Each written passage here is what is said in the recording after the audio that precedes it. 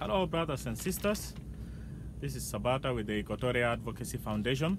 Today is the 26th day of April 2020. I hope you guys are doing fine. It's Sunday. Happy Sunday to all. Today I'm going to discuss the insecurity situation that is emerging in Mukwaya. It's being said that there's an unfortunate insecurity situation developing in Mukwaya, Payam of Lanya, Central Equatoria State in South Sudan. And what's happening is reports emerging from the ground in Mukwaya, Payam, former county of the defunct Yei River State, that a large number of the government of South Sudan forces, also known as SSDF, that's the South Sudan Defense Force, swarmed the area 2 days ago, beating and inhumanly torturing anybody on site. Following an ultimatum the government issued for population in Mukwaya to leave their ancestral lands in 3 days window or face the consequences.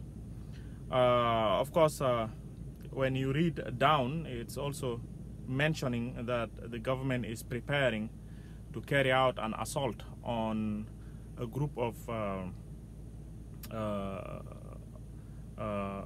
military wing of some rebel forces who have resisted performance of what is called the revitalized transitional government of national unity that has barely been formed. Now, where does such kind of problems come from? Let's remember that at this point there are no state governments, so the central authority pretty much injects policies onto everybody. That is one.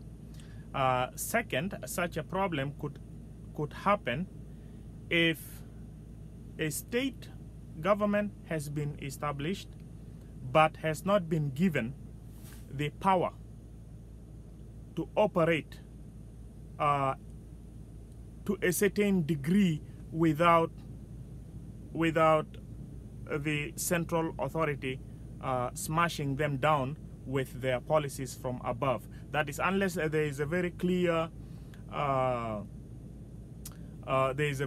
separation of powers between the states and the central authority, such problems would persist, because those are policies that are injected from the central authority, and there is right now absence of what is called state authority.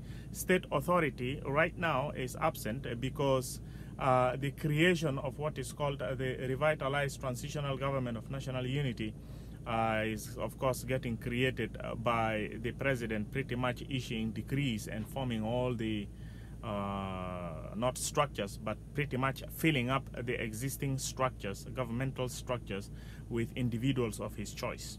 And basically, in summary, this is one of the disadvantages of what is called presence of this is one of the disadvantages of lack of federalism, because with federalism this wouldn't have happened, because the state authorities would then be responsible to inject policies by which the people of Mukwaya will be evacuated or moved around if it is necessary. That is, if it is necessary, if that is intended to clear up way for some government troops or forces who are trying to carry out operations in that area. So basically the policy would be carried in a way or in a manner that will not result in torturing and beating of people just to clear them out from those areas. And I will not be surprised if such kind of torturings and beatings happened, and this is because pretty much I am sure the forces that are being sent to those areas are not sons and daughters of people from Yei River or Central Equatoria, but pretty much from other areas of the country. However, my message to the Equatorians is, because of what I've noticed here, is that there has been an appeal to the IGAD to intervene on such kind of circumstances. But what I'm trying to bring to the notice of Equatorians and to the notice of the body that has brought that request to IGAD, that it's a very unfortunate situation to begin with, because these IGAD are the ones who have brokered the presence of this revitalized transitional government of national unity. And the responsibility of IGAD ends where the presence or the responsibility of IGAD ends where they contain the conflict in South Sudan, because the interest of IGAD is they want to contain the conflict of South Sudan so that it does not threaten the interest of the region, all right? But then the policies that gets formulated from within South Sudan is no longer the responsibility of the IGAD. It is the responsibility of the government of South Sudan, that is the revitalized transitional government of national unity, and the people of South Sudan. That is their responsibility, all right? So to put a complaint to the IGAD, basically it's like asking IGAD to supervise how the regime or the revitalized transitional government of national unity is administering its people. The government will say, IGAD, please, this is none of your business. This is our administrative issues. We are running our country. The wise, you know, it is wise to see it this way. It is just wise to see it in a way that this is the nature or the culture of this government, all right? Try to understand the culture of the people who are pretty much predominant in this culture. I mean, in this government. And the culture of those people is reflected in the operations of the government, okay? It is very aggressive, all right? And as time go by, this kind of continued sufferings injected to people of Equatoria is going to continue. I would like to remind Equatorians on some few things here, and that is actually going to bring us to the understanding that unity under a very clear agenda that will actually safeguard the way you live your life is good. Because if you tend to live anyhowly without coming together or retracting, uniting and solidifying yourself as a whole under a very clear agenda that you would like to inject, then you will suffer. You will suffer this kind of small policies that are injected. And this is just injected right now in a particular area. It's just a matter of time. Such kind of things is going to be injected in a different part in the equatorial area. The Mahdi people are already going hardship through some policies that basically has made them almost to clear up their places and move to the northern part of Uganda. And right now, you are seeing this happening in Mukwaya. And as time go by, this is going to continue. So it's basically the people of Equatoria who are going to suffer under such kind of circumstances or under such kind of a regime. Now it is time for you to realize that it's very important to retract under a very, very clear agenda that will eventually safeguard your life from such kind of harm that is brought about by such kind of policies. Now, I would like to remind the Equatorians on a very important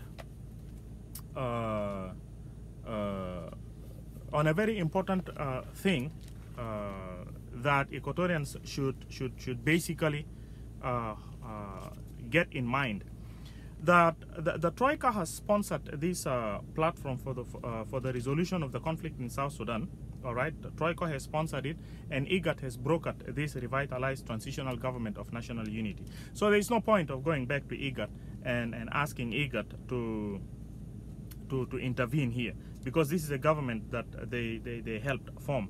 Now, the government is now carrying all the orders of this nature, which is, of course, harming right now the people who are coming from the territory of Mukwaya, and that's actually an assault carried to the people of Equatoria.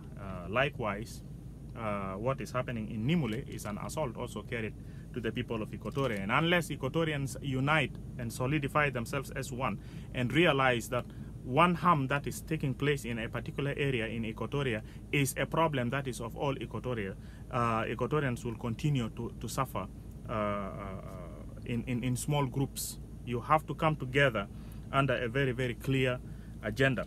Now, I would like to remind you on something that would probably make you realize that every time you don't seem to come around to defend an idea or a policy that is designed to protect you from harm, down the road you suffer. I would like to remind the people of Equatorians that back in 1947, around the time when Equatorians and the people of Upper Nile and the people of Bahr al-Ghazal were given a chance to go and decide on their fates in the Juba Conference, there were a group of people who were Equatorians who called themselves the Laduans. They were basically an opposition at the time to the fact that the British had created a constituent of the South that comprised of the people of Equatoria and the people who are coming from what formerly used to be called the Bahr al-Ghazal province, and the people who have formerly come, the people who come from what has formerly been referred to as the province of Upper Nile. So those people, the Laduans, presented a paper to the United Nations right around the time when the Southern constituent were voting whether they should be separate from the North or one with the North. The Laduans basically did put a petition, and the petition is actually in Google. One day I'm going to print out the petition and make a show about it, and have the Equatorians discuss about the position or the stances of those group of oppositions. What they were saying is they were saying that there was an agreement that was signed back in around 1919. A promise that was given to the Equatorians that the Equatorians were going to be given an autonomy.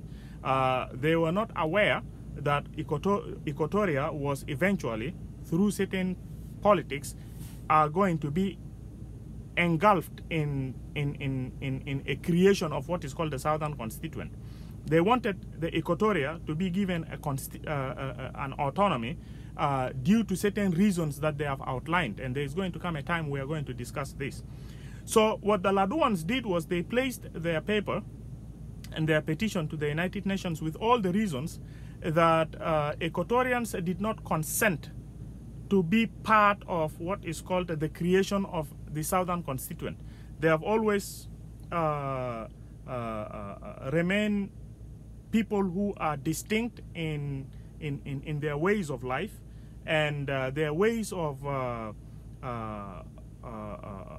managing their lives through policies is different from what they referred to at the time as others, and they really wanted United Nations to realize at the time, and I'm talking about 1947, at the time, that the inclusion or the creation of what is called the Southern Constituent, which ended up right now South Sudan. The Southern Constituent, the creation of what is called Southern Constituent was done in a way that Equatorians was actually dragged into it without their consent, because all along Equatorians have always been governed separate, all right? and I've talked about these things in the past. I'm not going to repeat this again. Equatorians have always been governed in the past separate by the Belgians. Even when with the British, they have always been governed as a separate province, not as a province of Sudan, which had its southern part, including the people of Upper Nile and the people of Bahr al-Ghazal. The people of Equatoria have always been kept separate until a time when the people of northern Bahr al-Ghazal and with the people of Upper Nile and Bahr al-Ghazal, kind of by certain politics, a demographic of what is called the Southern Constituent then got redrawn, and then the Southern Constituent was formed. That included now the people of Equatoria, the people of Bahr al-Ghazal, and the people of Upper Nile. But the point I'm trying to make here is the Laduans had always rejected that idea and said that there has been an agreement which they called truce that has been signed back around 1919 that promised that the people of Equatoria were going to be given their autonomy, and they have been waiting for that to happen, and it didn't happen. Now the British policy has changed. The formation of Southern Constituent was formed, and through which then we went through the history of the Addis Ababa and all that until now we ended up with what is called South Sudan. Why is that important? This is important because when the Laduans came up with the idea that the creation of the Southern Constituent included in Equatoria without the consent of the Equatorians, at that time they did not get support from many Equatorians. They did not get support from many Equatorians. In any case, many Equatorians were sold into the idea of the creation of the Southern Constituent, and they were fine with it. All right? But right now, I would like to make Equatorians to notice something. I want Equatorians to start asking themselves this question as to whether really this idea of knitting them and others and formulating what is called Southern Constituent has been in their favor. All right? This is very important. This is a very, very important thing that the Equatorians should start asking. And for the Equatorians to have the ability to ask such kind of questions, Equatorians should be able to retract and unite themselves and solidify themselves. Because as time is going right now, Equatorians would realize that they are getting diffused into a system that is not doing them any favor. And it will just be a matter of time that one would say Equatorians are gearing towards getting perished, all right? Because it has been since, I would say, 1983, the people of Equatoria have lost the ability to make any political decisions for their lives. Going through the war of the SPLM and the result of the war came out and people voted, and right now we have South Sudan, and here is a situation where Equatorians, most of the Equatorian people are suffering silently. Take examples of what is happening around the territories of the Mahdi. Take what is happening in the territories of the central Equatoria in Kaya. Kaya is now a ghost town. What used to be happening in Kajukeji, okay, and what is happening right now in Mukwaya, all right. Those are the kind of things that I've always said will eventually, as time go by, drive the Equatorians out of their lands within the equatorial area, and definitely those lands will be occupied. And one time, if anything happens in the northern part of Uganda and Equatorians try to come back, they will find that their lands are occupied, and they will have no way by which they can take those lands back, and Equatorians would pretty much be left homeless. They will start roaming around like how the Israelites roamed around sometimes back. And once you get to that point, and of course when that point comes, it's not going to be during our generation. It's going to be during the generation of our descendants. So you can imagine what kind of atmosphere we're basically setting up for our descendants if we are not uniting together in solidarity to basically identify our destiny. You see, if we are not able to come together and identify and draw our destiny very clearly, then we eventually down the road are really going to suffer, and the suffering is going to start with us, and it might end up becoming worse when it comes to the time of our descendants, that is the sons and daughters of our children. All right, so basically, brothers and sisters, my message to the people of Equatoria is that at this point, yes, people will react to what is happening right now in Mukwaya. It is good to react, but it's also a moment to retrieve and to start looking at your aspects of life in a very wise manner. All right, because only reacting to a situation and then tomorrow another situation happening and then you react, you know, being reactionary is not a wise way to live.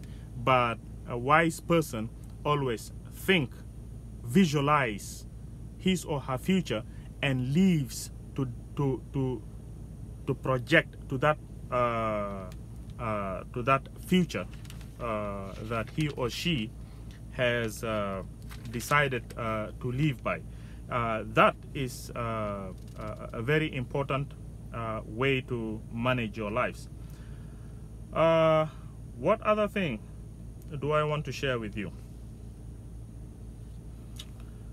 The other thing that I would like to just share very quickly is, brothers and sisters, there has been, it's not that ideas have not been thrown to Equatorians. No, there are some good ideas that have been placed forward that would have protected the life of Equatorians in the climate of the politics of South Sudan. And one of the ideas is that really Equatorians should solidify themselves solid and stand behind the idea of the fact that when we are going to be living together in this constituent of the South, which is now called the South Sudan, let us basically have a federal system going on, because historically, it's very important, because historically we are basically different people brought together through some policies that the British have injected. And by the way, just to remind people, is that the British actually just brought people together very quickly because they were basically ready to leave. All right, they wanted to create the Southern Constituent very quickly, and they want to merge the Southern Constituent into the Northern Constituent very quickly because they wanted to leave, because at that time there have already been pressure coming out by what is called the United Nations Declaration for Human Rights. There has been so much of what is called independence going on, because UN has been created around 1945, and then the Declaration of Human Rights have been issued around 1947 or 1948. So there has been that international organizations that have created movements for the freedom of those who have always been colonized. So the British wanted to move out very quickly because they were known to be as people who have championed those ideas, and they cannot contradict themselves. So basically the Southern Constituent, brothers and sisters, was formed without a clear and good intentions, and we are now suffering the consequences of it. And I want you people, Equatorians, to know that very quickly. All right, I mean very carefully. That the way we have been brought together, we have been brought together in a rush. There has not been any very clear and good intentions, but we have been brought together by the British in a rush because they wanted to leave. After all, at that time, we were also going through a situation when the Second World War ended around 1936, of course, and economically the British also felt that they couldn't leave the Southerners unattended to, because they didn't have well-constructed economical structures by which then the nation could rely on economically. So the point I'm trying to make here for Equatorians is that we have been united in a rush, all right? But then right now it is up to us to make sure that the system of federalism gets implemented, so that at least, even though we were being united in a rush, but if we are going to be administered such that each out of the three, now I'm talking about the former Equatoria province, the former Upper Nile province, and the former Bahr al-Ghazal province, each out of the three comes to this union, comes to this social contract. Between these three, they come together in this social contract, but with an understanding that we have a system of governance that kind of gives us a space to decide on certain aspects of our life, how we want to manage ourselves. This is best. And this is why Equatorians have talked about federalism. But the question here is, have Equatorians supported the idea of federalism? Are they standing behind it really good, including the grassroots? Leave alone, I'm not only talking about the politicians who are speaking at the top. Yes, I do understand there are politicians who are speaking about this at the top level.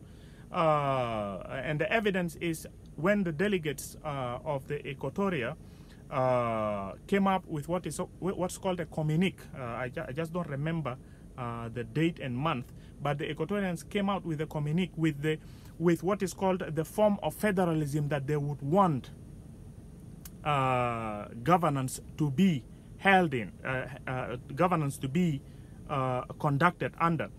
But of course, all those things were being ignored.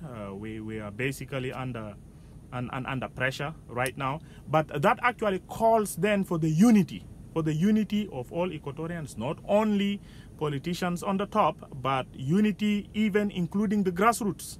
All right, the grassroots should have clear support towards the agenda that their politicians are bringing on, because if the politicians are bringing an agenda, you know, do not look at them as though these are just politicians. No, and what is politics? Politics is politics is basically what is managing your socio-cultural and your socio-economical aspect of life. It is all knitted through policies. So if those politicians are bringing some ideas and these ideas are not getting support by the grassroots, this by itself is a recipe to self-destruction. All right, it is a recipe to self-destruction. If Equatorians are not uniting, are not supporting themselves, are not calling themselves together during their conventions, during their conferences, and talking about those issues, this is self-destruction. And eventually down the road, it will lead to people perishing. And I would like to conclude by this. You don't want to perish, fellow Equatorians. You don't want to perish. Remember very carefully that God has noted in Hosea chapter 4 verse 6 that my people are perishing for lack of knowledge, because they have decided to turn their backs to knowledge. And for that reason, I will turn my back on them until they become wiser in their ways of thinking. So brothers and sisters, I'm asking you to become wise and start retracting, solidifying yourself, hold onto your unity, and defend the ideas that are brought about to protect your lives. Ideas like federalism. In the past, we had the Laduans who came together and tried to push the idea that, hey, we did not want that collusion of what we see right now as the Southern Constituent. You people have promised us you are going to give us our own independence back in 1919. You have promised us this, and now you are putting us into a collusion that we don't like. Equatorians did not stand together. Otherwise, it would have been a different story today. Equatorians did not stand together at that time, and we are now feeling the breeze.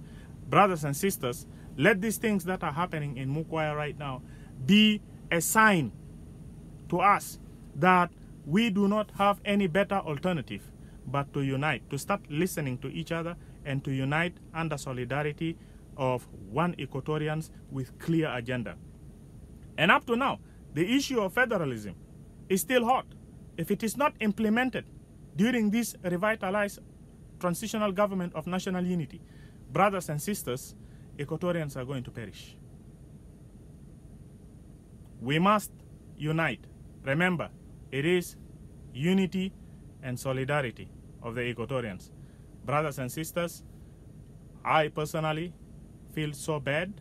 My heartfelt prayers go to what is happening to families in Mukwaya, those who are now in the bush finding a place to sleep, those who are now in Gezira, IDP.